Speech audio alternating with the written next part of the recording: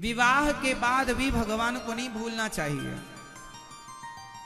आजकल के विवाह, लड़का लड़की जब विवाह करते हैं, शादी होते ही वो हनीमून मनाने चले जाते हैं, कभी वहां पहाड़ पर, वहां पार्क में, वहां।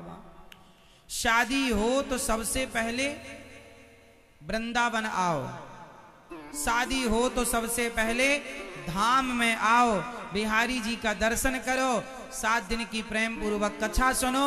दर्शन बिहारी जी का कथा भगवान की सुनते हुए आप गृहस्थ में प्रवेश करेंगे तो संस्कारी आप बनेंगे और आपकी संतान भी संस्कारी होगी।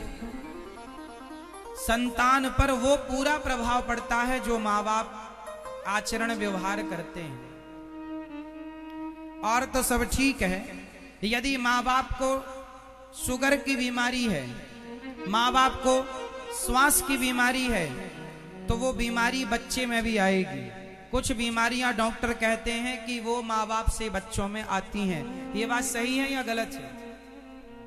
जोर से मैया,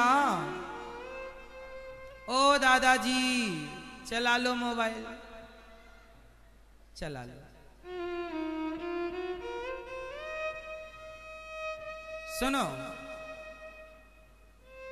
माँ बाप से कुछ बीमारियां बच्चों में आ जाती हैं, ये बात सही है कि गलत है? सही है। यदि बीमारी माँ बाप की बच्चों में आ सकती है तो संस्कार माँ बाप के बच्चों में क्यों नहीं आएंगे?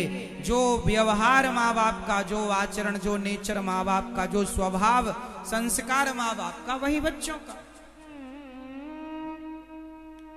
माँ बाप भोगी होंगे तो बच्चे भी भोगी होंगे, माँ बाप क्रोधी होंगे तो बच्चे भी क्रोधी होंगे, और माँ बाप योगी होंगे तो बच्चे भी योगी होंगे। यत्र योगेश्वरः कृष्णो यत्र पार्थो धनुर्धरः। भगवान, माँ बाप भक्त होंगे तो संतान भी भक्त होगी। इसलिए मेरी माँ, तुम दिन भर पंचायत करती हो, तुम्हारे बच्चे भी पंचायती होंगे। दिन भर झूठ बोलती हो, तुम्हारे बच्चे भी झूठे होंगे।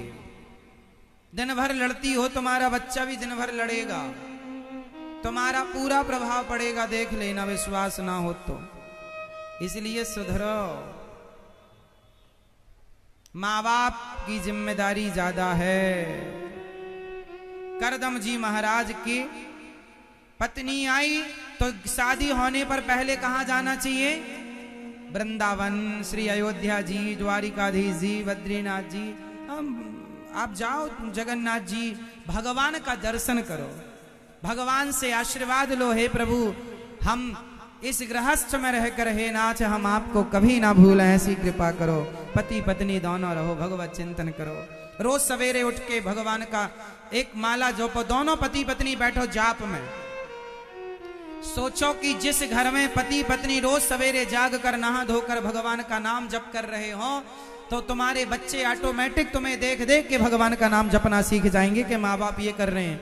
तुम रोज सवेरे से जाग के लड़ाई करो तो तुम्हारे बच्चे अपने आप देख के सीख जाएंगे कि हमें लड़ना है। बच्चों को कुछ सिखाना नहीं पड़ता, वो घर के माहौल को देखकर सीख जाते हैं। बाद में तुम कहते हो हमारे बच्चे बिगड़ गए। बिगड़े बच्चे नहीं, माँ बाप बिगड़े हैं। माँ बाप ना बिगड़े होते तो बच्चे ना बिगड़ते। हाँ या ना? थोड़ा सा ध्यान रखो मेरी माँ बच्चों पर। स्त्री को कहते हैं जननी।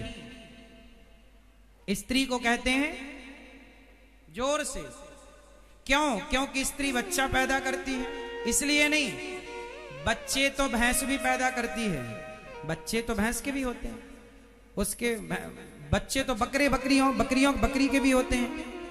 बकरा भी बाप बन जाता, बकरी भी माँ बन जाती है।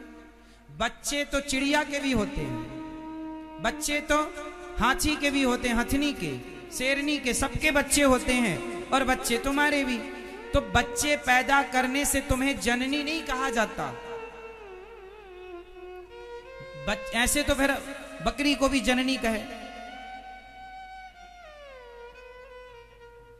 तुम्हारी जननी होना तब सफल होगा जब बच्चों को जन्म देकर बच्चों को आप उनके भीतर संस्कारों का जन्म देंगी, उन्हें संस्कारवान बनाएंगी। क्या उनके भीतर संस्कारों का जन्म हुआ है? नहीं हुआ। तो फिर भैंस बछड़ा, वो भैंस बकरा बकरी, उनके बच्चों में तुम्हारे बच्चों में अंतर क्या? वो सुअर भी तो नाली में नहाता है, वहीं रहता। तुम्हारा बेटा भी शराब पी के नाली में पड़ा है। इसलिए बच्चे जन्म देने से काम ना होगा, उनके भीतर संस्कारों का जन्म होना चाहिए। नहीं है तो आपका मां बनना सफल नहीं हुआ और आपका बाप बनना सफल नहीं हुआ।